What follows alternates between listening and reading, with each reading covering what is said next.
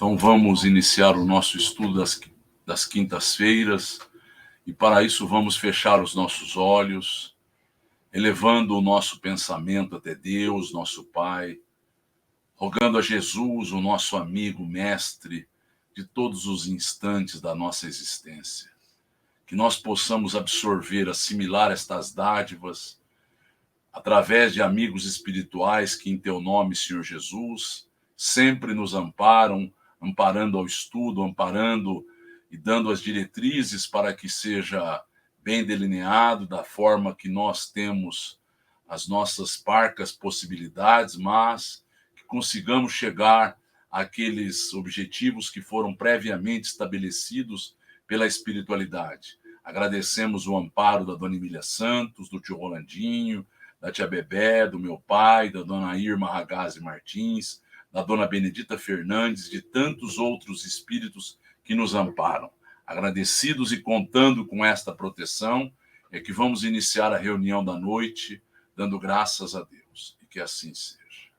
Então nós vamos entrar na 45ª parte, mente enfermo. Então nós vimos André Luiz dando passes, André Luiz vendo como é que os espíritos chegam após a morte física, como é que eles se ressentem daqueles problemas que tiveram na experiência material. Então, eles levam resquícios, levam situações que foram vividas de forma muito intensa e que eles, como hipocondríacos, como temerosos, como seres que não objetivavam e não buscavam valores espirituais, ficaram presos àquelas contingências. Então, vamos entender aqui. Observando e trabalhando sempre, Aniceto considerou: aqui não comparecem apenas os desencarnados enfermos. Reparem os encarnados igualmente. Então, os encarnados que ali chegavam também eram enfermos, também eram doentes. Alguém pode me perguntar, mas existem pessoas que têm a sanidade completa no plano material? Não, não existe. Mas existem pessoas que estão buscando uma melhoria, estão objetivando um crescimento espiritual, estão compreendendo a vida de um outro prisma. Aqui ele está mostrando que os encarnados que ali chegavam, na sua grande maioria, eram criaturas presas à realidade pura e simplesmente exterior. Entre o nosso círculo desencarnado e a Assembleia dos Irmãos Corporificados, a percentagem de trabalhadores em relação ao número de doentes e necessitados é quase a mesma. Então, o que ele está nos dizendo? Ele está nos dizendo assim: imaginemos que tem 50 espíritos desencarnados doentes. Existem outros 50 encarnados também doentes ali. E existem 100 espíritos desencarnados, benfeitores, dando uma tutela àquelas criaturas que ali estão. Então, esta é a percentagem, esta é a noção que ele nos traz. Sempre um número condizente com, primeiro, com as necessidades, segundo, com os méritos adquiridos por aquela reunião e por aquele grupo de espíritos que ali estão. Então, a pessoa precisa entender, eles passaram a merecer, a Dona Isabel e o seu Isidoro, pela seriedade, pela dedicação, pela renúncia, pelo sacrifício deles, eles passaram a merecer todo um amparo. Era uma casa, era uma oficina de nosso lar, mas eles poderiam perder no meio do caminho estes parâmetros. Não, ali continuava a ser uma oficina, um local de trabalho, um local de dedicação ao próximo.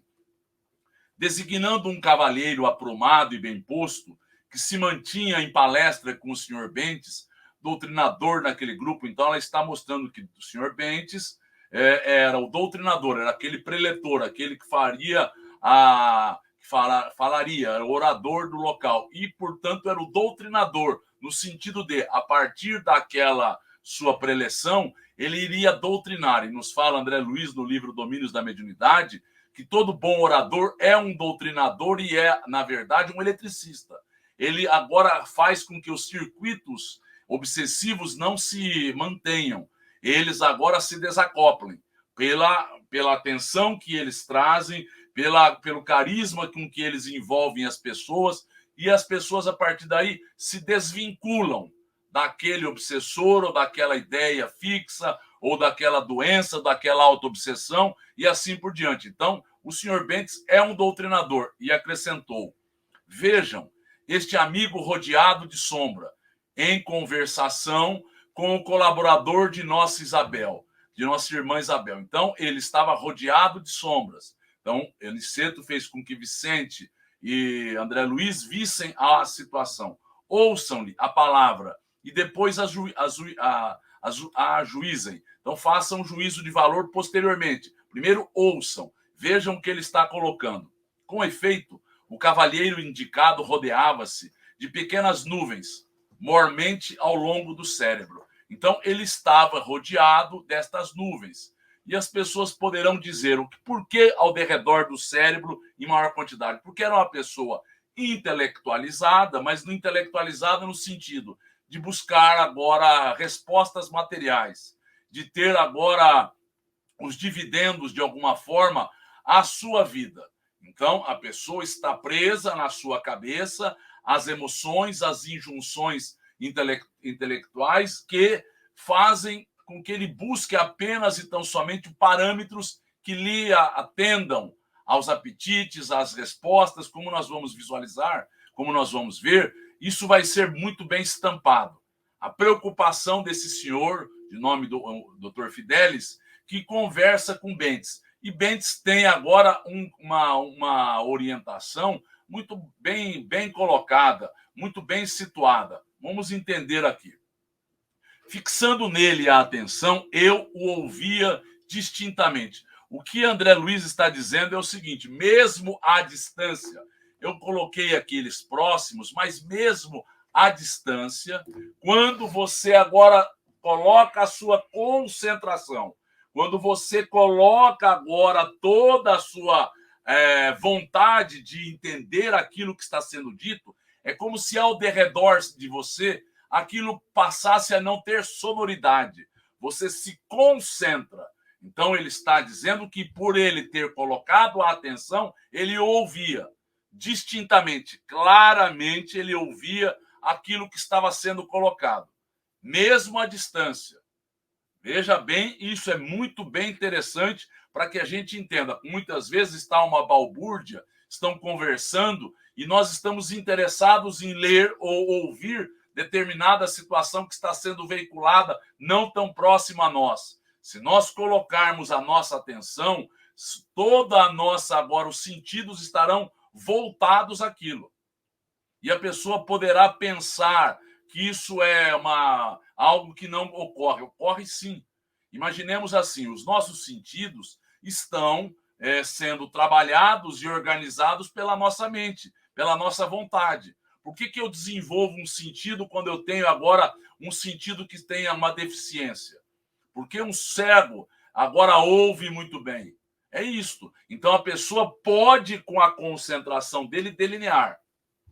Há muito, asseverava com ênfase: frequento as reuniões espiritistas. Então esse senhor estava colocando para Bentes que ele há muito frequentava. E, portanto, ele não frequentava só naquele local. Ele estava em busca do fenômeno.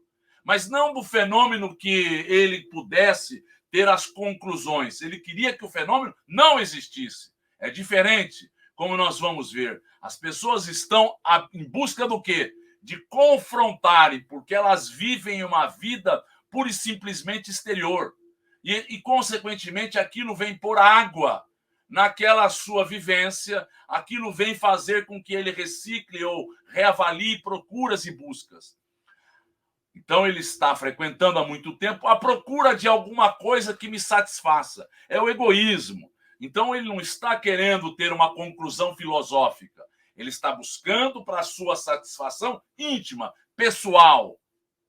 É isso, a pessoa muitas vezes vai a locais que ela quer ser bem-vinda, ela quer ser elogiada, requestada, aplaudida, mas mais do que isto, ela quer que os espíritos estejam trabalhando para ela. Mais do que qualquer coisa, ela nem acredita em espírito, mas se porventura existissem estas criaturas ao seu bel prazer, é o que elas buscariam. No entanto, e sorriu irônico. Então, veja bem, É produto desta nuvem a ironia. A ironia é aquele ser que se acha acima do outro. É a forma de colocar-se de uma forma jocosa, de uma forma a fazer com que o outro fique colocado de forma humilhante. Então, a ironia é o pior do tipo das análises que nós poderemos ter em relação ao outro. E nós vemos um humor irônico que faz o quê? Que faz com que desestruturem pessoas, faz com que as pessoas, a partir daí, fiquem em situações horríveis, porque eles fazem de tudo para delinear e para esmiuçar e para, a partir disto, fazer com que a pessoa se sinta cabisbaixa, agora numa situação muito aquém da realidade. Ou a minha infelicidade é maior que a dos outros, ou estamos diante da mistificação mundial. Então, ele quer coisa que satisfaçam, e ele está dizendo, ele frequenta há muito tempo, ou é uma infelicidade dele por não ter visto isso, ou isso é um fato que é uma mistificação mundial. Eu vou mostrar aqui, analisar junto a todos, para que a gente veja o que já nos foi dado de oportunidades de conhecimento, o que já nos foi trazido para que tivéssemos a certeza, mas não depende dos fatos que estão ao nosso derredor, depende da nossa maturidade. Coisas espirituais não dependem de conclusões científicas, de mostras desta ou daquela ordem, que o sopesamento é irretorquível. Depende da maturidade do ser. Quando o ser está maduro, nada disso é necessário. Quando ele não está maduro, tudo é pouco. Tudo não basta. Vamos ouvir perguntas. Sim, sem julgamento de valor, mas podemos pensar que a ironia é um traço daqueles que não conhecem muito, pois vemos os sábios, os gênios, com uma seriedade, com respeito aos outros. Claro, na verdade é isso. A pessoa que se olha os outros de cima para baixo, ela parte de uma premissa. Ela tem muito conhecimento, ela é mais do que o outro, e ela está analisando a vida de uma forma, não é tortuosa, não é enviesada, é infeliz. Porque, na verdade, o que nós somos mais do que alguém? Porque estamos numa condição material, é transitória. Porque estamos numa condição intelectual, também não dá mostras reais do que a pessoa possui. Às vezes ela não tem uma ilustração, ou não foi possível nesta vida ter uma ilustração. Às vezes ele vem com uma deficiência para que ele não denote aquilo, porque usou mal numa outra existência. Então não são os aspectos exteriores que mostram quem nós somos. E aqueles que têm realmente valores adquiridos, eles têm a humildade, sabem quanto falta por adquirirmos, quanto falta por conhecermos. Não é? Então, esta é a premissa básica. O sábio é um ser que é silencioso, respeitoso, compreensivo, tolerante, compreendendo as suas deficiências e olhando pouco ao outro de uma forma jocosa, uma forma crítica, uma forma a apontar defeitos. Afinal de contas, se quisermos olhar, olhemos no espelho. Temos muitos defeitos, mas no espelho da nossa alma. Às vezes o exterior nos alegra, nos basta, porque é uma infelicidade, porque nós estamos olhando, buscando o quê? Buscando uma autoestima, está tudo certo, mas as deficiências estão nítidas em cada um de nós. Atento à respeitosa atitude do orientador encarnado, prosseguia orgulhoso. Então ele continuava. Ou isso é um fato que é a infelicidade dele, ou é mistificação. Ele não chegou àquelas conclusões que lhe satisfaçam. Tenho estudado muitíssimo, não me furtado ao crivo da razão rigorosa. Então ele está partindo de uma premissa.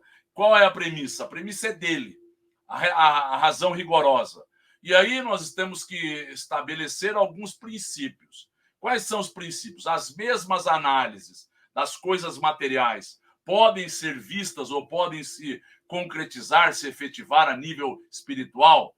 Não, não podem. Por que que não podem? Porque assim, quando eu vou fazer uma análise astronômica, eu preciso de uma só situação que me respalde uma teoria, ou que denote e faça com que eu busque uma teoria para aquela observação, uma única observação.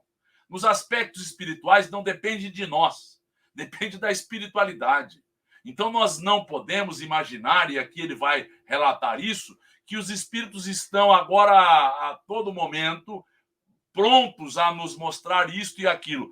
Aqui, num período específico com Kardec, isso foi possível, para termos elementos, ou para que pudéssemos ter elementos, e a partir daí acreditarmos, para que acreditássemos nestas verdades. Mas, olha o que ele fala, ele analisou de forma rigorosa, e já devorei extensa literatura relativa à sobrevivência humana, e todavia nunca obtive uma prova. Ele não obteve porque ele não está preparado para isto. Porque a verdade é uma verdade muito pessoal. Aquilo que a física quântica hoje nos relata e que muitos observadores acham que é uma mentira, observadores inclusive da física quântica, mas é porque também eles não entendem nesta ordem. O que nos fala a física quântica voltada agora à espiritualidade? É que o observador cria a realidade. Esta realidade em que nós vivemos, que nos falam os hindus, que é o Maya, é criada pela nossa vida, pela nossa mente, pelas nossas crenças. E nós estamos condicionados a esses sentidos. Mas nós só vemos, como nos fala André Luiz, 1/8 da realidade em que nos encontramos. Como é que eu vou fazer a partir daí uma relação conclusiva se eu só vejo 1/8? Ou seja, do universo todo que está disponível à astronomia, à astrofísica, eles só conhecem 5%, sendo que desses 5%, 4% é hidrogênio. Eles não conhecem nada. 95% nos escapa. Energia escura, matéria escura, o que é? O que é isso? É falta de elementos? É falta de elementos. É para que nós tenhamos a noção exata. Precisamos da humildade.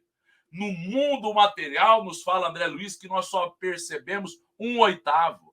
Nós não vemos 7/8, nós não ouvimos 7/8 do que está ao nosso derredor. Animais veem mais, ouvem mais. E aí nós temos que ter o quê? Ou o entendimento, ou a maturidade, ou nós precisaremos deixar que o tempo nos dê condições para que compreendamos. Porque ele está dizendo que ele já leu, mas não teve uma prova conclusiva.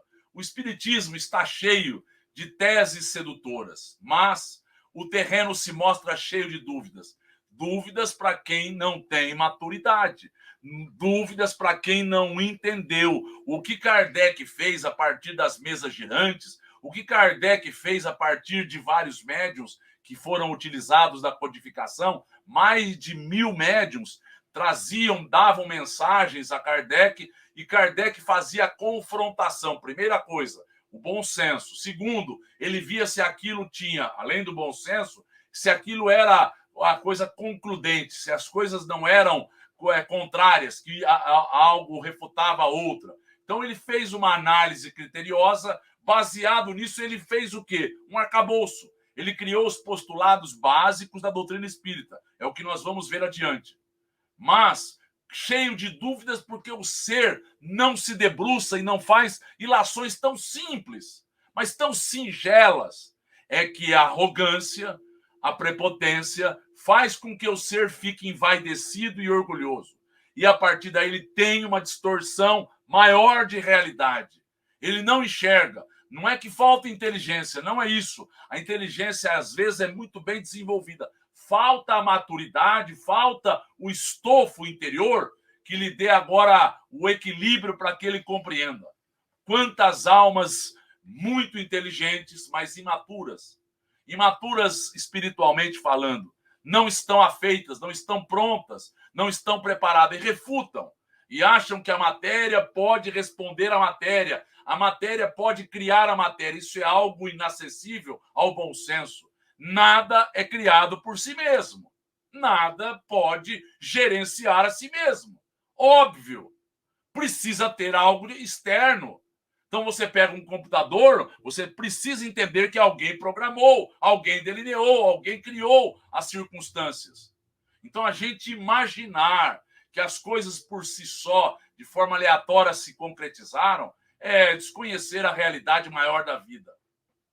A obra de Kardec, inegavelmente, representa extraordinária afirmação filosófica. Eu vou fazer algumas análises disso aqui para que nós entendamos. Este homem com certeza leu. Leu o quê? Leu estas obras aqui. Por exemplo, Fatos Espíritas, de William Crookes.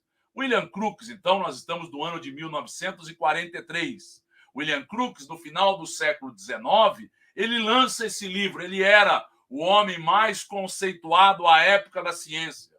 Ele havia adquirido o título de Sir, senhor, pela rainha. Ele era um homem que foi estudar a médium. Ele estudou dois médios, basicamente. Uma, Florence Cook, o outro, Daniel Douglas Home. Mas a Florence Cook materializou-se diante dele. Nós estamos vendo aqui a Florence Cook, e aí o que acontece? Aparecia o espírito de Kate King.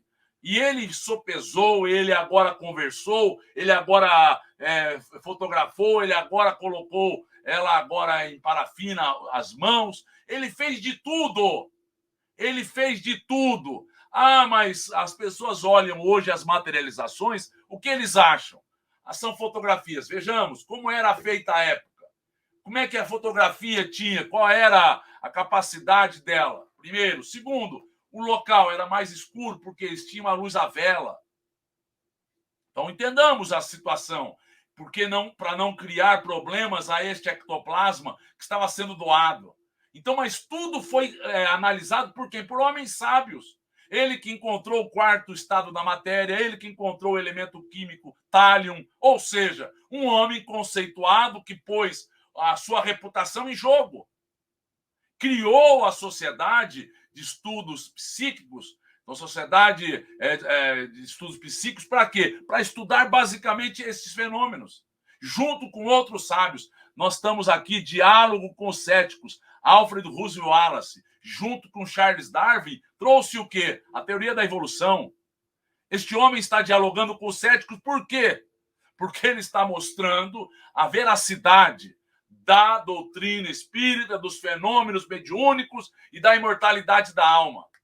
Então, eles estão agora nos demonstrando. Por que nós aceitamos estes homens quando nos falam da teoria da evolução, quando nos falam de física? Por que nós aceitamos e eles utilizaram-se de métodos rígidos para que aquilo fosse efetivamente visto e analisado? Então, falta-nos o bom senso e a pessoa se arroga. Então, é falta dela ter a maturidade. Aqui está demonstrado. Quando Ernesto Bozano e Paul Gibier publicam este livro, Materializações de Espíritos, o que eles fazem?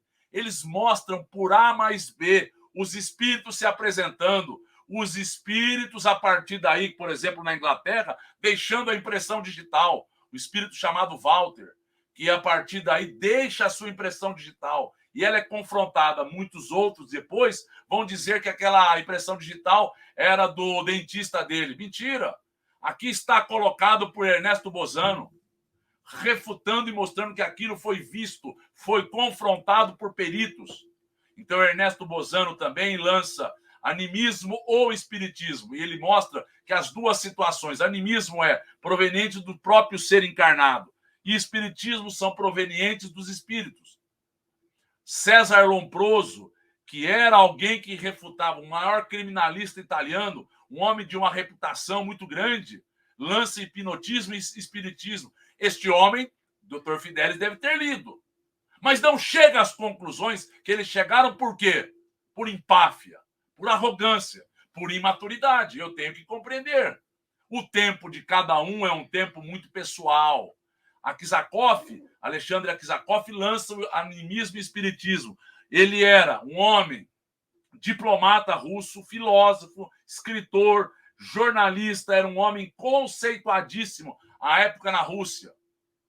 Então nós vemos que eu trouxe aqui algumas obras, mas vamos entender um pouco mais no Brasil. No Brasil, nós temos a mediunidade de Ana Prado, mediunidade que mostra, a partir das materializações, episódios e situações. Isto estava disponível às pessoas à época.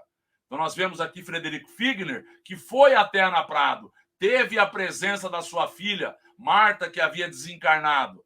Ela, na verdade, chamava Raquel. Ela se apresenta como Marta, com pseudônimo, no livro Voltei. Então, deixa agora as mãos agora moldadas em parafina e as pessoas vão refutar o quê? Como é que, primeiro, eu coloco na temperatura altíssima para moldar em parafina. Segundo, como é que eu tiro as mãos e aquele molde não quebra? É porque se desmaterializou. E às vezes as mãos estão entrelaçadas. Outras se materializam determinadas flores, determinados artefatos. Os espíritos cantam, os espíritos compõem aquarela, os espíritos a partir daí mostram músicas. E aquilo está tudo estabelecido. Então, foi fotografado. O que nós temos que entender é o seguinte: eu quero ver, não importa que os outros vejam. O que significa? É empáfia. Eu não acredito. E por que eu acredito em certas coisas que a ciência fala? Eu vi? Eu fiz a experiência? Não.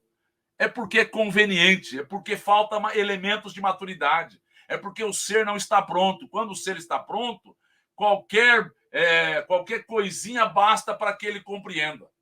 Então, isso está sendo demonstrado nesta conversação, a falta de maturidade. E isto mostra ao derredor da cabeça daquela criatura que era um ser que se arrogava, era um ser irônico, era um ser que tinha a sua sagacidade, mas tinha a sua empáfia e a sua forma de olhar a vida de uma forma muito jocosa e preconceituosa. Entretanto, olha como é que ele continua, o Dr. Fidelis. Encontramos com Richer um acervo de perspectivas novas.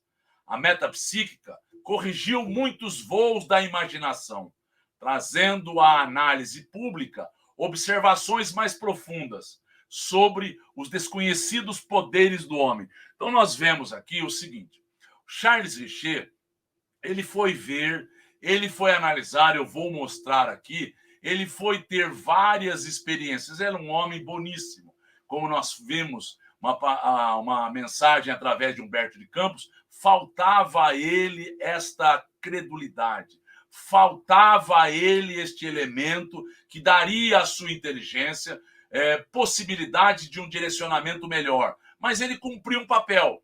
Era um homem boníssimo, esteve em várias áreas do pacifismo, várias áreas da aeronáutica, tentando descobrir agora os voos, várias áreas da convivência humana, na poesia, como literato, ou seja, e era um médico, ganhou prêmio Nobel de Medicina na fisiologia,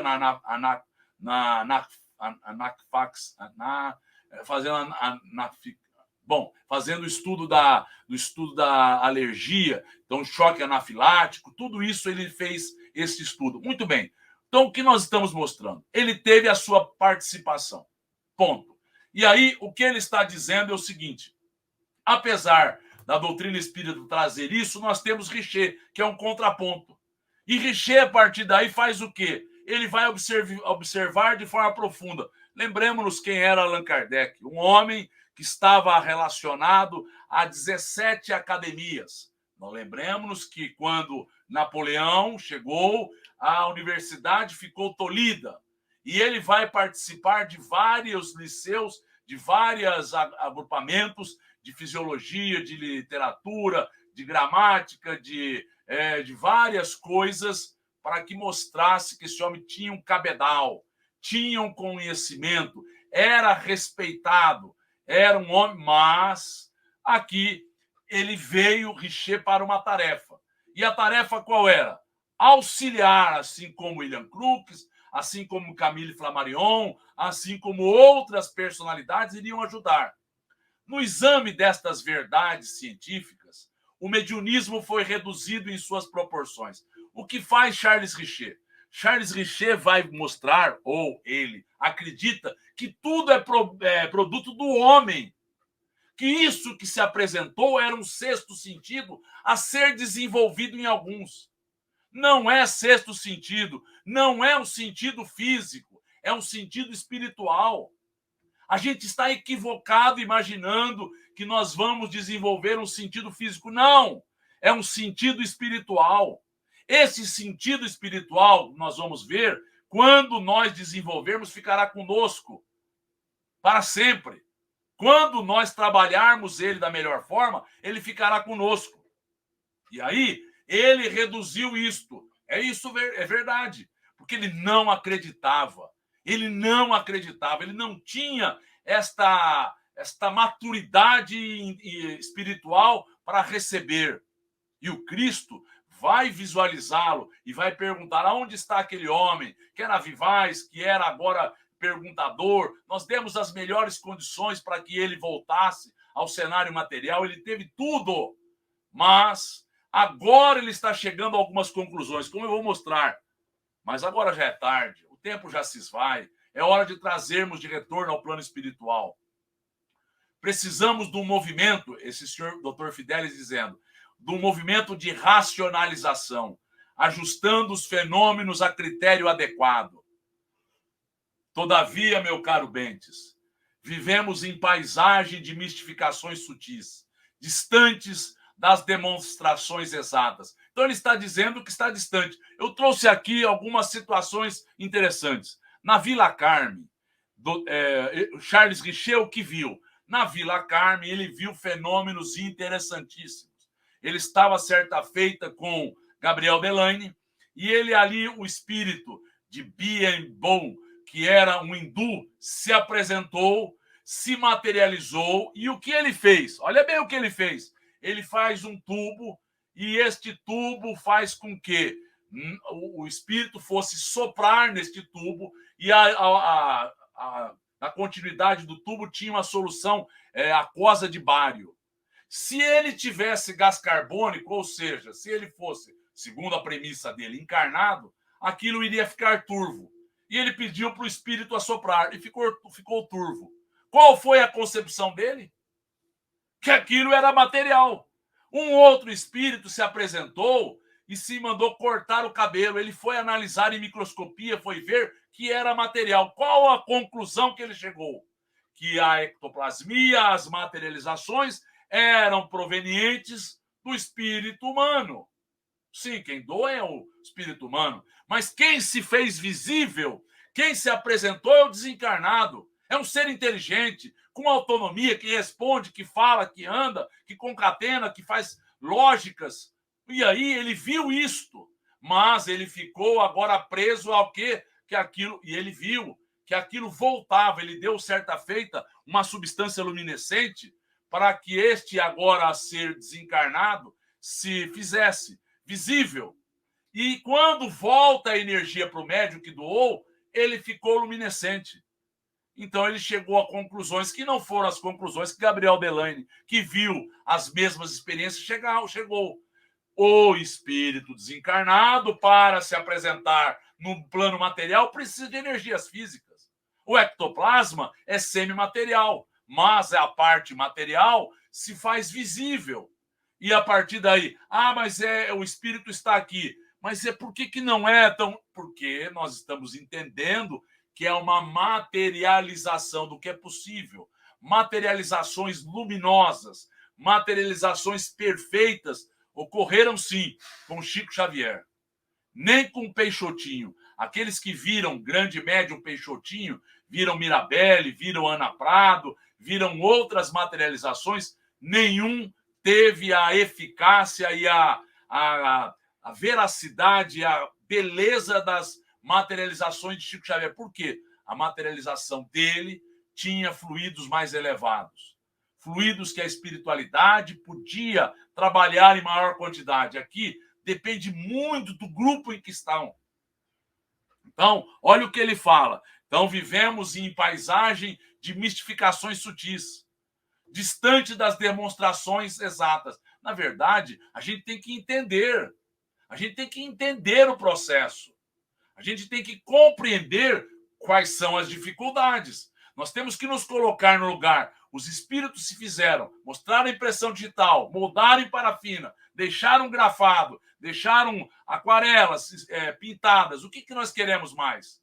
Deixaram todas as impressões do cenário material. Foram fotografados, foram vistos, foram tocados, foram percebidos. E o próprio Charles Richer, certa feita, a médium, estava dentro de uma gaiola que ela era presa. As mãos ficavam presas, amarradas na cadeira.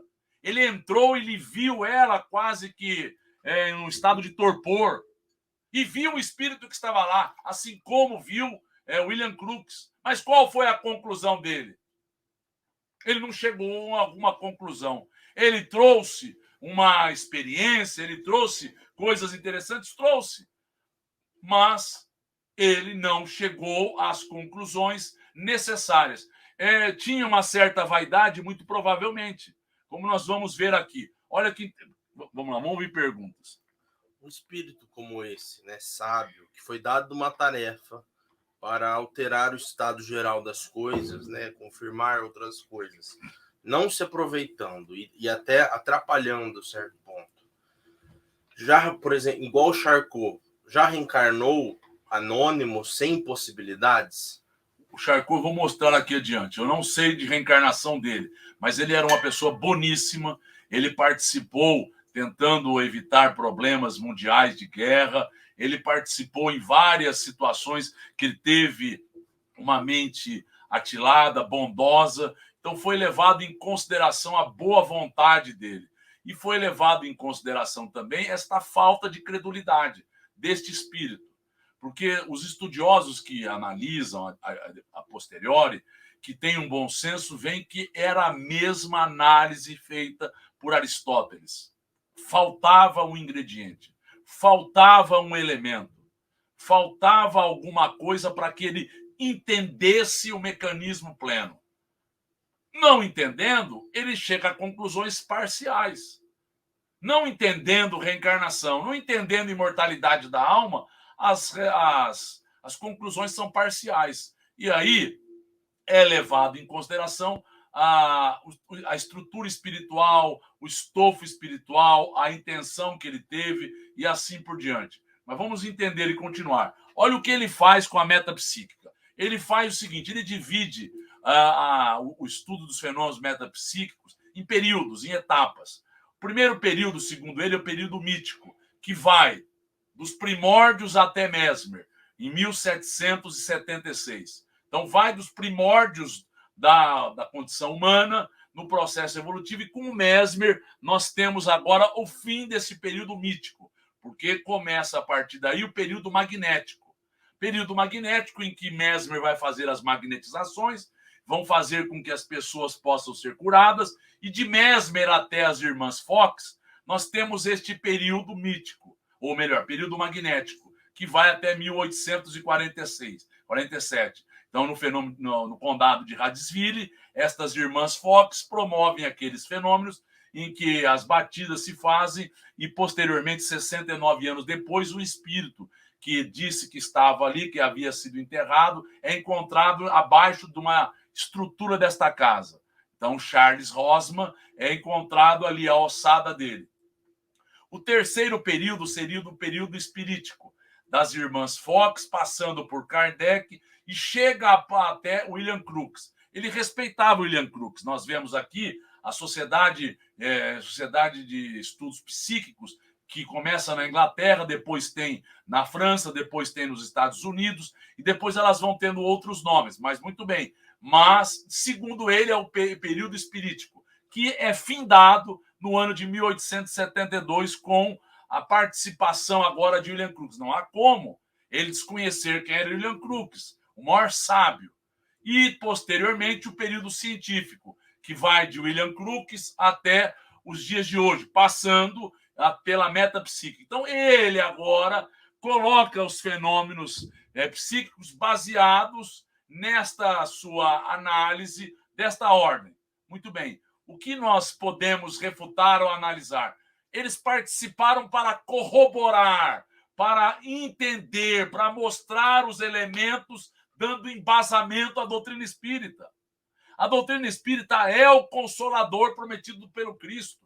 Todos esses são espíritos que vieram trabalhando para agora levarem a comprovação, levarem o auxílio a esta doutrina que iria se robustecer cada vez mais. E ele divide a partir daí os fenômenos metapsíquicos de duas formas: fenômenos subjetivos e fenômenos objetivos. Então, a criptestesia, o que seria? A telepatia, a clarividência, a clareaudiência. Então, ele coloca que era uma sensibilidade oculta. Ele não acreditava na participação de espíritos. Ele não acreditava que houvesse algo além. Muito bem.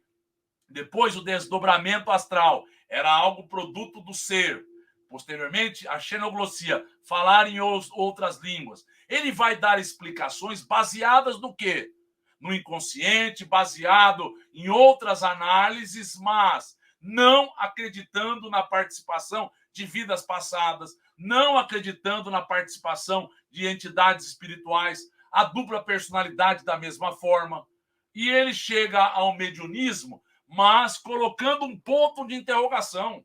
Aqui estava sendo colocado um ponto de interrogação. Ele não acreditava na participação de espírito. E os fenômenos objetivos, é desta forma que Kardec faz também a análise. Só que ele dá nomes pomposos, só que ele subdivide. Tudo bem, está tudo certo. Mas o que nós não podemos perder de vista é a origem, é a causa, é a razão de socorrer. A telecinesia, então, os transportes, a movimentação de objetos, a levitação, capacidade do espírito levitar, a bilocação, estar em dois lugares. Então, eram fenômenos objetivos porque a pessoa via aquela materialização. As ectoplasmias, ele deu o nome de ectoplasma, ele deu o nome de ectoplasma porque ele viu que saía do corpo, ele viu isto, mas ele acreditava que tudo era produto do ser humano. E também ele deu o nome de poltergeist, a isso que ocorria em determinadas casas, doada por esta energia ou por esta energia mal direcionada. No final da sua vida, ele lança este livro, A Grande Esperança, em que ele troca cartas com Ernesto Bozano e vai mostrar que, em verdade, provavelmente, aquilo seria o mais simples. Carbachutel troca cartas com ele, Carbachutel e Matão, e ele vai fazer uma análise dizendo o seguinte: aquilo são as coisas mais simples e pode ser que seja real. Sempre o pode ser. Ele nunca foi assim contundente, nunca foi peremptório, claro, porque faltava a ele estes elementos. Faltava a esse conhecimento e esta maturidade espiritual. Vamos ouvir perguntas. Herculano Pires fala que metapsíquica, parapsicologia, psicotrônica são outros nomes dados à ciência espírita. Nós podemos entender que são tentativas ou reencarnações de pessoas que vieram para validar e, de certa forma, deixaram mais complexo as coisas? Sim. E aqui, baseado em Charles Richer, nós vemos que vai acontecer com o professor Heine, Banks Heine, na Universidade de Duke, nos Estados Unidos. Ele vai criar a parapsicologia, isso mesmo. É baseado neste processo que eles querem tornar as coisas materializadas. Eles não querem espiritualizar. E Charles Richer imaginava que ele poderia estar criando uma nova ciência e até uma nova religião, porque ele achava que isso teria um conceito moral. Qual é o conceito moral? Se você não tem vida após a morte. Qual é o conceito moral se você não tem reencarnação? Este é o grande problema. Este é o grande problema. Mas continuemos. A essa altura, o interlocutor muito calmo e seguro na fé interveio, considerando: concordo, doutor Fidelis, em que o espiritismo não deva fugir a toda espécie de considerações sérias. Contudo, creio que a doutrina é um conjunto de verdades sublimes que se dirige de preferência ao coração humano. Então, olha bem, é o Consolador prometido. Primeira coisa, nós fizemos a doutrina espírita com Kardec, ele faz toda uma análise daquele processo. Nada se coloca contrário a estes cientistas estudarem. Os médiuns estavam para isto. Eusápia Paladino, Leonora Piper, Daniel Douglas Home, Henry Slade e vários outros vieram para este desiderato, vieram para esta finalidade. Foram esmiuçados, foram estudados, como nós vamos ver. Mas nós temos que tirar consequências morais do processo. Então, o Dr. Bentes está falando muito bem que as verdades elas têm a preferência ao coração humano. Porque qual que vale uma conclusão científica que não vá melhorar a vida das pessoas, que vai torná-las mais materializadas? Então, qual é o objetivo disso? Então, o que nós temos que entender que nós podemos estudar Já foi a época, mas podemos fazer análises. Estão aí a parapsicologia, a psicotrônica, a psicobiofísica, estão aí. Mas aí para que nós compreendamos o processo. O processo é algo que provém da espiritualidade, que provém... Nós temos, por exemplo, a telepatia, as percepções extrasensoriais são nossas, do ser humano. Muito bem, mas tem coisas que estão além do ser humano. Estão além das capacidades humanas, que são provenientes do plano espiritual junto ao plano físico. Vamos ouvir perguntas. Porém, né, ao mesmo tempo que a gente vê essa complicação científica, né, do espiritualismo, vemos do outro lado a questão dos fenômenos, né, das questões dos milagres, das pessoas querendo apenas coisas banais, de coisas profundas. O erro tem sido de quem? Dos interlocutores, das pessoas. O que tem faltado para a gente atingir o objetivo, né? Que é a transformação moral, que é o melhoramento das pessoas. O fato é a maturidade da pessoa. Não é que tem faltado ou não. O fato é que quando a pessoa está pronta, aquilo é facilmente assimilado por ela. Quando ela não está pronta, aquilo é uma coisa distante. Então ela está buscando privilégio, ela está buscando algo diferente, o outro refuta porque não quer acreditar que seja real. Falta elementos. E quando faltam elementos, nós temos que compreender as pessoas. Olha que interessante. A doutrina espírita tem consequências morais. Isso nos dizia Kardec e nos trazido por Emmanuel e Chico Xavier esta ideia. Nós temos o ângulo, os dois ângulos aqui que formam esse triângulo, a filosofia e a ciência, que estão vinculadas à Terra. E o ângulo divino que leva-nos a um encontro com a nossa divindade, com o nosso eu espiritual, é a religião. Então, a doutrina espírita tem consequências morais, ela tem uma base filosófica, ela tem agora toda uma pesquisa científica com argumentação lógica, mas ela tem consequências morais. Se não fosse isso, ela não tinha uma finalidade. A consequência moral é melhorar o ser humano, é dar a ele o entendimento. Nós somos o espírito e não o corpo. Nós estamos transitoriamente neste veículo físico, reparando erros de outrora, nos equipando de novos valores e nos aproveitando das experiências para chegarmos melhores no plano espiritual, quando retornarmos a ele. Então, estas consequências e este triângulo que nos traz Emmanuel é para que nós tenhamos isto. É um coroamento, é a base moral. Mas olha que interessante. Continua dizendo agora o Dr. Bentes, o Sr. Bentes, é impossível auscultar-lhe a grandeza divina da doutrina espírita com a nossa imperfeita faculdade de observação. Como é que eu vou analisar? Nós estamos vendo uma parte da doutrina espírita. A doutrina espírita trouxe um arcabouço, foi amplificado, foi agora trazido outros elementos por Chico Xavier, a volta de Kardec ao cenário material, para dar esta ampliação, para mostrar os elementos básicos, para que nós entendêssemos. Chico não veio trazer verdades. As verdades já estavam esboçadas, já estavam delineadas por Kardec. Ele veio agora fazer com que elas fossem compreendidas. Então, o que ele está nos dizendo? A grandeza divina, como é que nós vamos auscultar e entender com a nossa imperfeita faculdade de observação? Eu trouxe essa ideia porque é como se nós estivéssemos olhando o firmamento, olhando agora os céus, olhando os astros, e com os nossos olhos entendêssemos facilmente como é que é a velocidade agora de um meteoro, como é que é a distância que se encontra uma determinada estrela, que grandeza ela se encontra, como é que isso é possível? Como é que nós entendemos agora a doutrina espírita? Ela está sendo esboçada e ela vai se amplificar porque nós vamos melhorando as nossas capacidades de entendimento. A doutrina espírita não está concluída. Ela é a doutrina do Cristo. Ela veio trazendo elementos, ela veio nos robustecendo para que adiante um novo passo seja dado. Ou, olha como é que o Sr. Bentes fala, ou recorrer-lhe às águas puras com o vaso sujo dos nossos raciocínios viciados. nos erros de muitos milênios. Que conclusão que eu chego? Eu estou agora envolvido pelo materialismo de há muito. Como é que eu posso agora rapidamente inverter a sinalização e olhar a vida sob o prisma espiritual? Como é que é isso? É fácil? Não é fácil, não. É muito difícil. Eu preciso ter, além da maturidade, além da humildade, a capacidade de uma análise compreensiva, mais profunda dos fatos.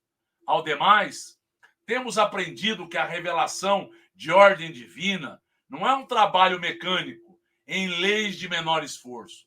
Olha o que ele está dizendo, é muito profundo, o senhor Bentes colocando. As coisas que foram nos chegando e nós fomos assimilando aos poucos. Porque as pessoas podem imaginar como é que um ser do século XXI pode analisar a vida de uma forma distinta de um ser que vivia 40 mil anos atrás. É porque ele foi ganhando elementos. Não é porque os elementos foram sendo registrados. Se ele chegasse novo, se ele chegasse pela primeira vez, se ele fosse criado naquele instante, ele estaria no mesmo ponto. Poucas coisas nós teríamos andado. Por que nós fomos andando de forma célere nas invenções, nas conclusões filosóficas, nas coisas buscando o bem-estar humano? Porque nós fomos voltando ao cenário. Lembremos que a missão do Evangelho com o Cristo foi precedida por um esforço humano de muitos séculos. O Evangelho de Jesus não nos chegou de uma forma abrupta. Nós fomos sendo preparados. Antes de morrerem os cristãos nos circos do martírio, quantos precursores de Jesus foram sacrificados? Eu trouxe aqui Moisés. Quanto ele não foi, quanto ele não abriu caminho para esta revelação se estabelecer. Quantos outros profetas não vieram? Isaías, que foi cortado ao meio, Jeremias, que foi preso e apedrejado. Quantos precursores foram necessários para que esta verdade pudesse, aos poucos, mexer com as estruturas internas do ser humano? Então, antes de morrerem os cristãos, vieram a morrer.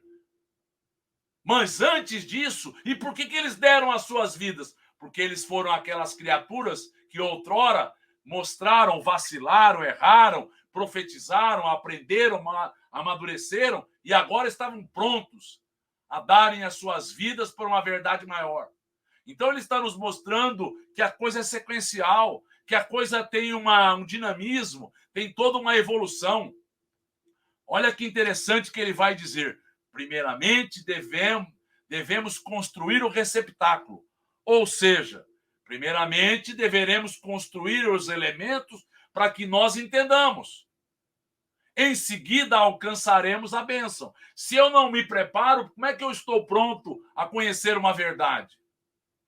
Não tem como. Então, vamos entender. Primeiro, em termos da mediunidade, porque ele vai colocar na cabeça dos médios como se eles fossem mistificadores. Como é que eu adquiri ou vou adquirir a mediunidade natural? Primeiro, eu tive a mediunidade, por exemplo, de provas, no Egito. Depois, eu usei mal, eu usei para magia negra, eu usei para prejudicar pessoas, ou eu usei bem. Se eu usei bem, aquilo começa a aflorar. Se eu usei mal, aquilo fica como um débito meu para com a vida. Aí eu volto na Idade Média com uma mediunidade e sou perseguido e sou agora tido como herético. Quantas comunidades não foram agora solapadas pela Igreja Católica que estava vivendo um materialismo pleno? Posteriormente, a mediunidade volta para alguns que estavam endividados com ela ou que adquiriram um certo endividamento, voltam com a mediunidade até que possamos ser um médium natural. O médium natural é um médium que aproveitou-se das experiências, mas basicamente ele venceu a si mesmo. Ele adquiriu os valores do sentimento. Ele adquiriu a sensibilidade muito bem delineada e desenvolvida. Então, veja bem, a mediunidade passou a ser algo natural, pois é uma conquista do espírito. na grande maioria, ela é o quê? Na grande maioria, é uma mediunidade de provas. Assim como as pessoas para entenderem aquilo. As pessoas para entenderem aquilo que precisam amadurecerem, crescerem espiritualmente. Se elas não estiverem preparadas, aquilo soa como algo distante, como uma inverdade, como uma aleivosia, porque a pessoa ou o receptáculo não está preparado. A bênção não chega para quem não se preparou, para quem não buscou, para quem não estudou, para quem não se empenhou, para quem não labutou, para quem não se debruçou sobre o fato. A partir daí surge esta mediunidade, porque entre o corpo espiritual e o corpo físico. Então, Chico Xavier, ele tem corpo espiritual? Não tem, não. Ele forma para vir ao cenário material. Mas ele formando um corpo espiritual, tem uma descompensação vibratória em relação ao corpo físico. Ou seja, ele não pode ficar agora retido no corpo. Ele ganhou dos seus pais uma possibilidade. Sim, ganhou dos pais uma possibilidade de sair do corpo. Mas esta saída é tão intensa, e como nos fala André Luiz no livro Mecanismos da Mediunidade, aqueles grandes criminosos também têm uma descompensação vibratória para baixo. São médiuns do plano inferior. E ele era médium dos planos superiores da vida, pois é uma descompensação de vibração. Então, imaginemos que a vibração do corpo, coloquemos em número, 2.000 vibrações por segundo. A vibração do perispírito dele era de 5.000 vibrações por segundo. Então, ele sempre estava fora do corpo, sempre estava vendo a vida sob a percepção espiritual. Enquanto um outro tem 1.000, que está muito inferiorizado. Ele é também médium dos planos inferiores. Então, nós temos que compreender o que a evolução nos promove. Este médium inferior vai se educar e será um dia médium dos planos superiores da vida. Vamos ouvir perguntas. Sabemos, né, que um dia a reencarnação será tida como uma lei natural da natureza. A mediunidade, por ter muitas pessoas envolvidas, né, como diria Kardec, todos são médiums, vai ser tida como um dos sentidos ou uma das faculdades, mais ou menos como o Richer falou, mas espiritualizada a coisa. Como eu disse, aqui vai ser uma conquista do espírito. Então, todos nós teremos esta mediunidade natural, esta capacidade de visualizar as coisas. Então, nós vemos no livro Obreiros da Vida Eterna, Luciana, uma moça que está no plano espiritual, e porque ela teve um problema com o familiar, ela desenvolveu a clarividência. E ali, ela estava com a irmã Zenóbia, se eu não me engano, e aí ela, Zenóbia, também via. Só que ela desenvolveu, Luciana, por uma necessidade. Então, ela via a distância.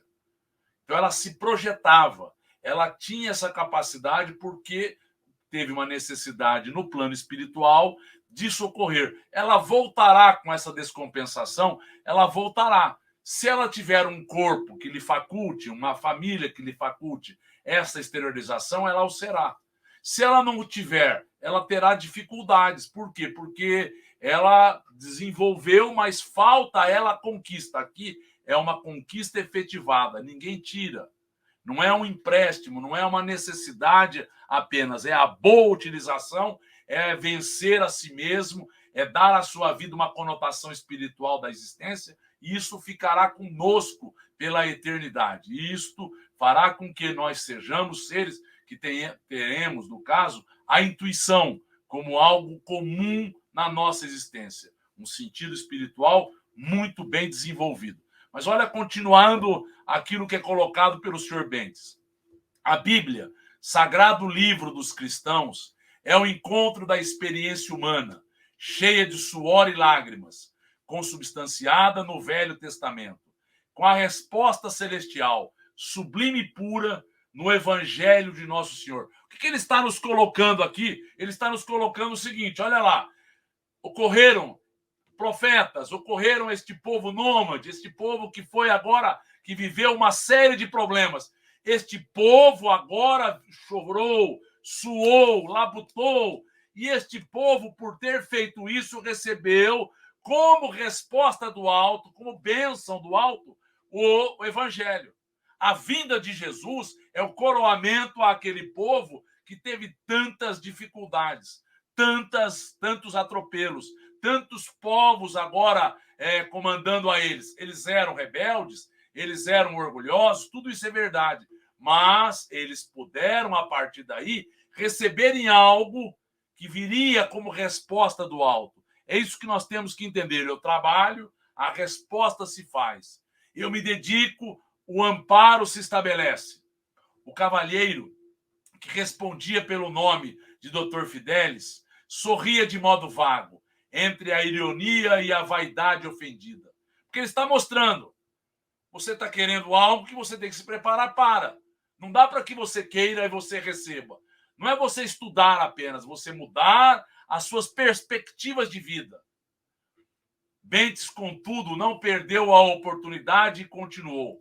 Se todo serviço sério da existência humana é alguma coisa de sagrado aos nossos olhos, que dizer da expressão divina no trabalho planetário? Então vamos entender aqui. É algo do acaso? É algo que não tem uma lógica? Então ocorreu a nebulosa solar, se contraiu, iniciou a rotação. Grande parte do material se concentrou no centro, que veio formar o Sol. A massa restante de gases e poeira aglomerou-se progressivamente em torno de 8 corpos principais. Estabilizado o sistema solar, a matéria cósmica ficou essencialmente reunida no Sol e uma pequena parte formou os planetas e seus satélites. Obra do acaso? Obra do nada? Como é que nós vamos entender isto? Obra aleatória? Como é que o ser humano tão inteligente pode imaginar que estas coisas tenham se efetivado de forma casual? Como é que isso é possível? Então ele está querendo mostrar algumas premissas para que o senhor entenda. Existe uma lógica. A doutrina espírita veio nos trazer esta lógica. A doutrina espírita veio nos trazer a noção de que tem um Criador este que cria leis sábias e justas em nosso benefício. E nós vamos progredindo e nós vamos buscando os elementos. Olha como é que o senhor Bentes continua falando. E considerando a essência do serviço na organização do mundo, que seria de nós se um punhado de espíritos amigos e sábios nos arrebatassem a visão ampla de orbes superiores, impelindo-nos para eles precipitadamente, tão só pelo fato de nos dispensarem como indivíduos uma estima santa. Então imaginemos assim, como Eurípides Barçanufo. Então como é que ele saiu do corpo e foi a planos superiores? Ele era de lá. Ele foi agora ter um encontro com Cristo no começo da sua trajetória, agora no seu apostolado em sacramento, sim. Mas imaginemos cada um de nós. Está feito a este mundo dos 5 sentidos, das 3 dimensões espaciais e uma temporal. Está feito esta realidade que nos prende, que nos consome, que nós buscamos de forma tão intensa. Se nós fôssemos levados a locais em que a forma, o tempo, o espaço, as realidades são outras, as buscas são outras, nós estaríamos preparados? Nós estaríamos agora satisfeitos por estarmos lá? Claro que não. Por quê? Porque a nossa mente está condicionada a estas realidades. Temos que ir a colônias, a locais condizentes. Estaríamos preparados, pergunta o senhor Bentes, para a mudança radical? Saberemos o que vem a ser a vida num orbe superior? Nós não temos condições, nós não temos olhos, ouvidos, percepções, nós não temos nenhuma condição de adentrarmos neste local. Teremos trabalhado bastante para entender os divinos desígnios? Será que nós vamos entender de pronto? Não, nós temos que crescer paulatinamente. Nós temos que subir de forma vagarosa. E nós temos feito de forma muito lenta, desnecessariamente por requintes das emoções. E a Terra? E as nossas milenárias dívidas para com o planeta, que nos tem suportado as imperfeições? Nós temos que entender isso. Nós não sairemos daqui porque nós criamos essa psicosfera. É pelas nossas criações mentais que eu tenho que saneá-la. Eu tenho que reparar os meus erros com todos os reinos, inclusive com o planeta, inclusive comigo mesmo. E a partir daí limpar essa psicosfera, essa aura enegrecida ao redor do nosso planeta. E as nossas dívidas milenárias para com o planeta que nos tem suportado as imperfeições. Volto a frisar. Como é que nós vamos fazer? Sair? Não é conosco? Não, nós não vamos sair. Enquanto eu não desfizer centil por centil, não desfizermos tudo que nós fizemos de forma indevida. Como residir nos andares mais altos, sem drenar os pântanos que nos jazem embaixo? Como é que nós vamos residir? Nós nos qualificamos? Nós adquirimos condições? De que forma? Primeiro, nós vamos nos melhorando, nós vamos nos disciplinando, nós vamos tendo outras perspectivas e nós vamos reparando os erros de outrora. Então, as dores são necessárias para que acordemos. Uma vez acordados, vamos reparar. E uma vez reparando, nós vamos auxiliar. Reparar e auxiliar e crescer e estarmos prontos a outras realidades. Este é o processo. Nada nos é dado de forma gratuita. Nada nos é dado de uma forma abrupta. São conquistas. Não existe privilégio. Não existe ninguém esquecido. Mas continua o Sr. Bentes falando. Essas considerações tornam-se imprescindíveis no exame de argumentação como a sua, porquanto não podemos ajuizar com precisão as correntes generosas de um rio caudaloso, observando tão somente as gotas recolhidas no dedal das nossas limitações. Então, imaginemos aqui o rio caudaloso, as águas caem ao lado. Eu vou analisar o rio pelas águas que caem? Não! Então, nós estamos fazendo uma análise, é muito amplo a doutrina espírita, isso ele está querendo mostrar. E você quer colocar isso dentro da tua cabeça? Você tem que se preparar para que entenda tudo isto. E preparar significa tornar-se mais humilde, tornar-se mais altruísta, tornar-se mais simples e assim por diante. Então, o homem inteligente está entendendo, está refutando porque olha a ideia dele. Não, isso não é comigo. Porque as pessoas acham que as coisas não têm correlação. E tem correlação. Nós melhoramos no aspecto afetivo, no aspecto sentimental, e melhora a minha moral, melhora a minha percepção, melhora a minha análise. O pesquisador renitente acentuou a expressão irônica do rosto e revidou. Você fala como homem de fé, esquecendo que meu esforço se dirige à razão e à ciência. Então você está falando como um homem que não tem uma análise profunda, análise da ciência, análise são destes dados que não me chegam. Quero referir-me às ilações inevitáveis da consulta livre, às farsas mediúnicas de todos os tempos.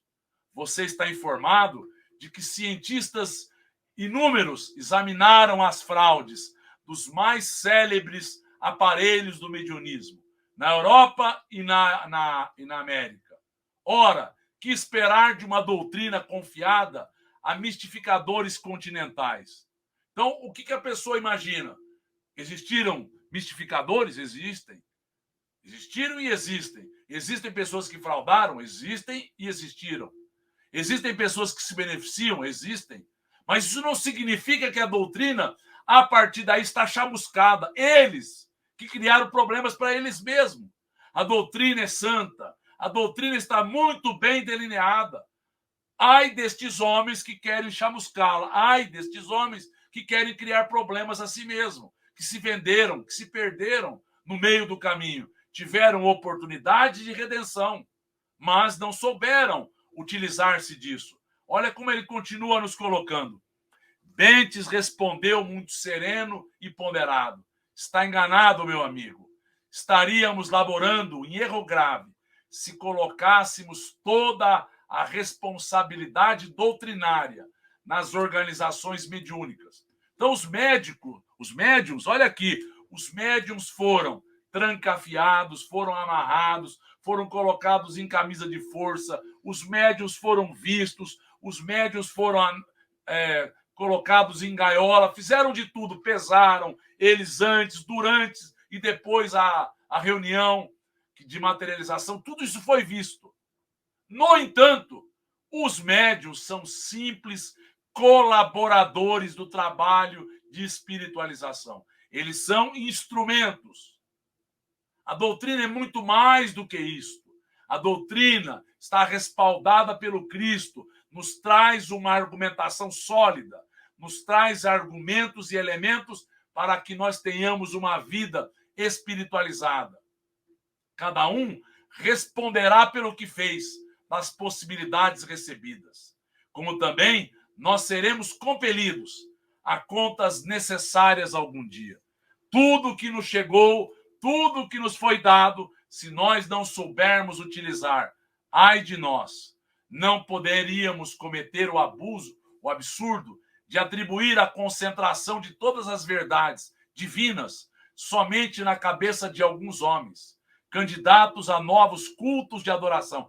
A doutrina espírita não faz isto, não mitifica, apesar de sabermos que houveram pessoas que tiveram uma idoneidade, que tiveram uma vida muito reta, digna, muito bem.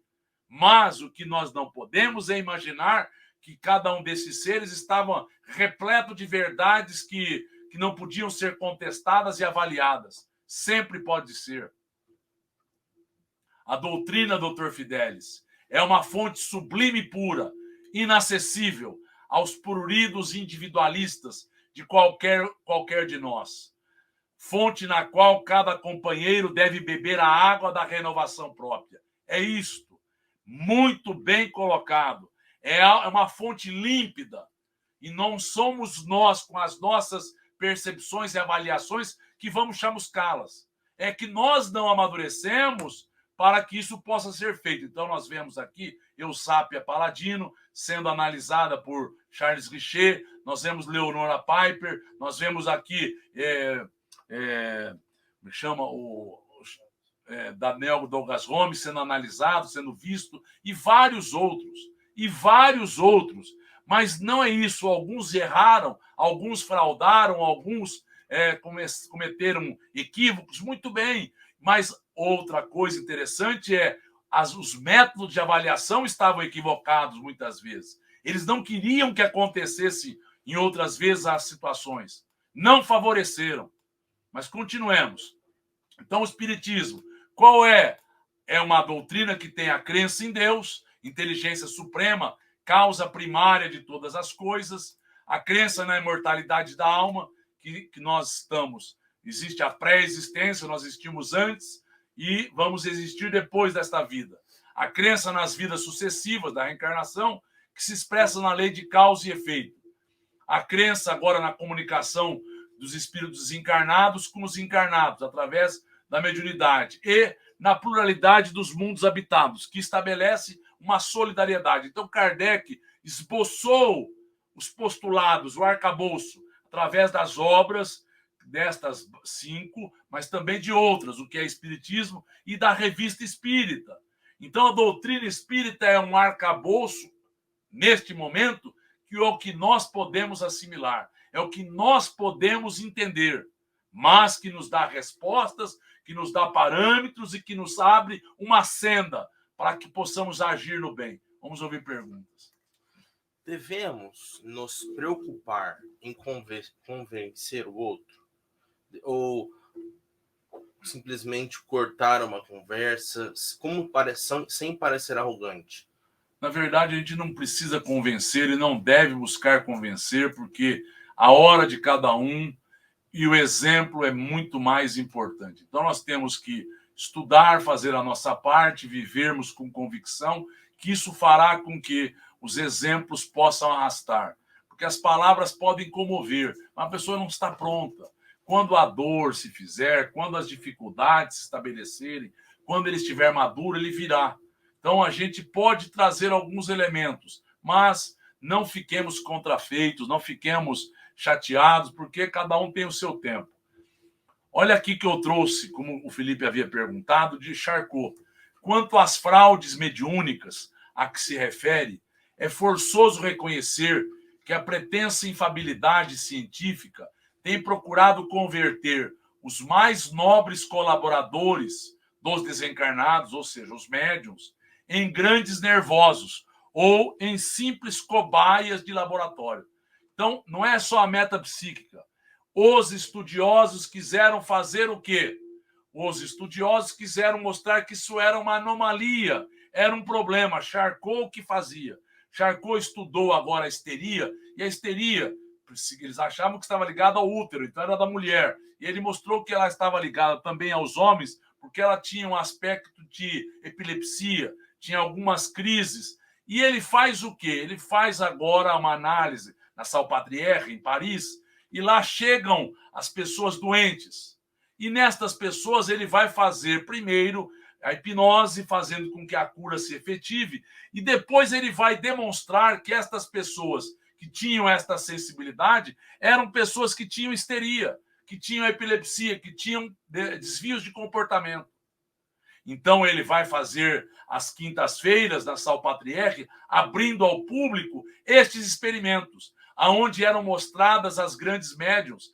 Tem um filme chamado da Angeline, e tem também a Alcina, que era famosa. A Alcina foi colocada em hipnose, e ali as pessoas tentaram evocar o espírito de Platão. E ele falou em francês, e falou e analisou a figura de Alexandre o Grande, dizendo que ele foi Júlio César e fora Napoleão. Olhe bem, isso ocorreu na Salpêtrière.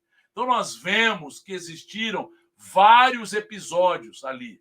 Olha bem, os pesquisadores atualmente, batizados como metapsíquicas, são estranhos lavradores que enxameiam no campo de serviço, sem nada produzirem de fundamentalmente útil. Ou seja, eles analisam, mas qual é a produção deles?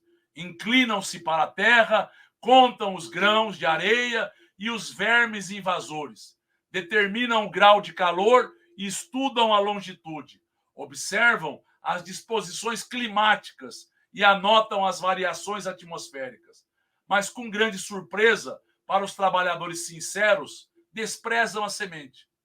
Então, a pessoa, ao invés de ver a pessoa, ao invés de analisar aquilo, o que eles fizeram? Ridicularizado. Olha o que Charcot fez. Ele fazia essas experiências públicas. Aqui estiveram Pierre Janet, um grande psicólogo, tiveram Freud e vários outros, analisando estas histéricas, estes episódios. Este homem veio para corroborar as experiências de Kardec.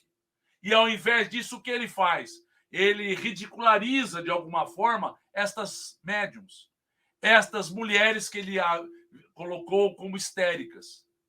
E aí o que vai acontecer com esse espírito? Ele volta, vai estudar. Olha bem que interessante. Quando ele vai um dia na fila, aqueles que conheceram a ele, viram que quando ele chegou, Chico Xavier se emocionou porque reconheceu na hora. Sentou-se, conversou com ele, sabendo quem ele era, o espírito de Charcot, e convidou a ele. Primeiro ele foi estudar em Ribeirão Preto para fazer o vestibular, e o Chico convida ele para estudar, para tentar fazer a medicina em Uberaba, e ele passa. Só que ele não tinha condições de se manter. Ele vai ser o diagramador, ou seja, ele vai selecionar as mensagens, ele vai fazer as capas, ele vai trabalhar ao lado de Chico Xavier. E por que ele não conseguiu estudar? Ele entrou na faculdade, ele fez 2 anos. Quando ele estava fazendo anatomia, ele via os espíritos. E vendo os espíritos, ele se assustava. Ele não conseguiu fazer aquilo. E como nos fala Geraldo Lemos Neto, ele tinha o quê? Ele tinha esquizofrenia. Esquizofrenia é próprio de quem se suicida e faz os outros, é homicida, que faz os outros algumas vezes se suicidarem. Ou ele se suicida também. Será que ele não fez com que quase isso ocorresse com muitas pessoas, que ele poderia trazer uma mensagem de alento? ele levou ao desânimo, ele levou ao descrédito, e ele volta como um homem simples que tinha as suas crises esquizofrênicas. Mas esta vida simples fez com que ele se restabelecesse. Um homem que foi um simples diagramador, um homem que esteve ao lado de Kardec reencarnado para restabelecer-se de algo que havia sido dado a ele. Então, entendamos as oportunidades da vida. E eu trouxe aqui o episódio de Bezerra de Menezes e o materialista. O episódio é interessante. Este rapaz se apresenta certa feita, Bezerra de Menezes estava fazendo a pré-eleição, e após fazer a pré-eleição, ele falou se alguém quisesse fazer alguma refutação, alguma ponderação. Este rapaz que ele conhecia, era um homem culto, diz a ele, a Bezerra, que ele queria convidá-lo a um repto, agora um debate público, porque ele queria mostrar a Bezerra o erro em que ele estava inserido. Ele sabia que Bezerra de Menezes era um homem de bom coração, mas os erros, as farsas mediúnicas, os equívocos, tantos médios que haviam deixado a doutrina espírita, tantas pessoas que haviam agora visto os erros em que a doutrina estava, que ele aceitasse esse repto. E o Bezerra agora diz, sim, eu aceito, desde que você traga algum destes homens que são materialistas, que foram agora descedentados, foram orientados. Quantas mães que perderam os filhos foram orientadas pelo materialismo? Quantas pessoas agora que não tinham orientação, que foram agora norteadas pelo materialismo? Se você me trouxer um destes, eu aceito o repto. Eu aceito agora o debate. O homem silenciou, porque é isto. O materialismo veio com qual objetivo? De criar problemas, de fazer com que esta verdade não se espraie, com que ela não se faça plena no mundo em que nós nos encontramos. Então, qual é a ideia do materialismo? Busca explicar os fenômenos da realidade a partir de condições concretas e materiais. Então, só vale aquilo que é sopesado. E nós sabemos hoje que, em verdade, 9 partes da matéria são vazias. Então, no que eles se apegam mesmo, naquilo que nós vemos não é o real. É aquilo que nos impressiona. Busca de modo racional as fontes que geram as dinâmicas sociais, históricas, psicológicas e etc. Ou seja, para eles a base é socioeconômica. Mas continuemos. O materialismo afirma a primazia, a supremacia da matéria sobre o espírito. E o pensamento seria uma manifestação da matéria. Então, o materialismo tem uma doutrina por trás disto. Qual é a doutrina? Que, na verdade, tudo é produto da matéria. E mais, se estende ao modo de vida em que o gozo das coisas materiais é uma filosofia de vida. Eu preciso consumir, eu preciso viver o aqui e agora, eu preciso agora ter um apego muito grande às coisas transitórias. Esta é a percepção do materialismo. E quando algo é abalado, eles ficam como? Ficam muito contristados, rebelados e ficam revoltados. Porque, afinal de contas, isto abala as estruturas dele. Eles querem viver de plenamente os gozos materiais. Vamos ouvir perguntas. Podemos pensar que o materialismo vai matar o próprio materialismo? Sim. Pois quanto mais eles pesquisam, mais eles veem que o material é inexistente. É isso. Como nos fala André Luiz no livro Mecanismos da Mediunidade, no prefácio e também no Domínios da Mediunidade, é isso. Vai faltar elementos para que eles se coloquem em condições de refutar, ou seja, a matéria não responde à matéria. A matéria, em verdade, é energia. E a energia é algo invisível. Vamos ouvir pergunta. Esse materialismo pujante que adentrou e adentra o espiritismo é um ataque controlado, programado das trevas? É um ataque programado que já existiu no cristianismo, mas que agora tem os dias contados. Vai se mudar os paradigmas de materiais para espirituais, no entanto, é para fazer, neste momento, a avaliação. E cada um está dando mostras do que entende, do que acredita, de como vive. Então, é também um sopesamento individual. Mas continuemos. O rapaz continua falando, espero a mensagem dos meus com os sinais ineludíveis da sobrevivência após a morte. Aniceto nos tocou de leve e falou: repararam como este homem traz a mente enfermiça? É um dos curiosos doentes encarnados. Tem vasta cultura e, todavia, como traz o sentimento envenenado, como traz as emoções envenenadas, tudo quanto lhe cai nos raciocínios participa da geral intoxicação. Ele é materializado e, consequentemente, ele não consegue ver a vertente espiritual da vida, não consegue compreender desta ordem. É pesquisador de superfície, ele não tem profundidade, ele não consegue, porque falta elementos outros a ele. Como ocorre a muita gente, tudo espera dos outros, examina seu semelhante, mas não ausculta a si mesmo, ou seja, é juiz da vida alheia e não se analisa. Quer a realização divina sem o esforço humano. Reclama a graça formulando a exigência, ou seja, não existe graça, existe conquista. E quando eu vou buscar, eu vou cair, eu vou agora ter vários problemas, mas eu vou me reerguer, eu vou agora objetivar um crescimento, há uma melhoria. Quer o trigo da verdade sem participar da semeadura. De que forma? Isso é algo que vai amadurecendo o nosso espírito e eu vou tendo um outro olhar. Eu olho as mesmas coisas e vou ver outras realidades, porque eu estou equipado de novos valores. Espera a tranquilidade pela fé sem dar-se ao trabalho das obras. Estima a ciência sem consultar a consciência. É isto. A ciência que não responde aos aspectos espirituais é porque ela não tem elementos. Falta elementos de avaliação. Falta elementos para que ela agora possa compreender. Isso é dado, foi nos provado, mas a partir daí as pessoas precisam ter elementos e valores internos para compreenderem.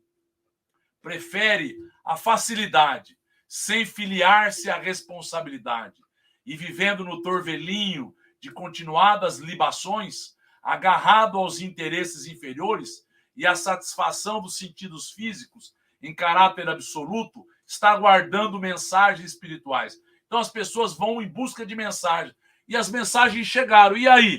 Não se modificaram. Aquilo não fez com que a mudança se efetivasse. Não se abalançaram a novas proposições. Aquilo foi levado e relegado ao escaninho, ao canto. Estávamos admirados ante as conclusões interessantes do instrutor amigo. Vicente, que se mantinha sob forte impressão, perguntou: afinal de contas, que deseja este homem? Aniceto sorriu e respondeu: também ele teria imensas dificuldades para responder.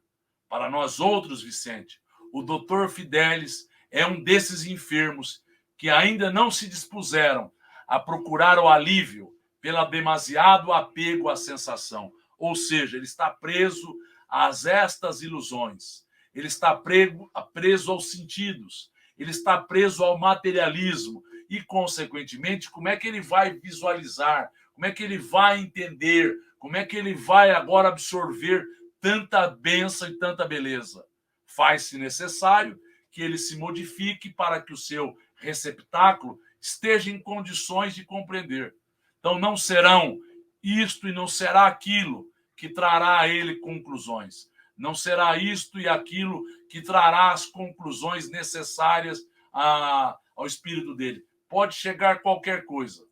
Ele não está preparado. Então, o homem precisa se preparar a partir de uma nova percepção, de uma mudança de vida, de uma mudança de perspectiva, para que ele esteja em melhores condições de compreender o que é real, o que é significativo e o que é ilusório e passageiro. Então, nós vamos finalizar a nossa reunião agradecendo a Deus, a Jesus, aos bons amigos espirituais, o amparo que nos possibilitaram. E assim, agradecidos e confiantes, finalizamos a nossa reunião dando graças a Deus. E que assim seja.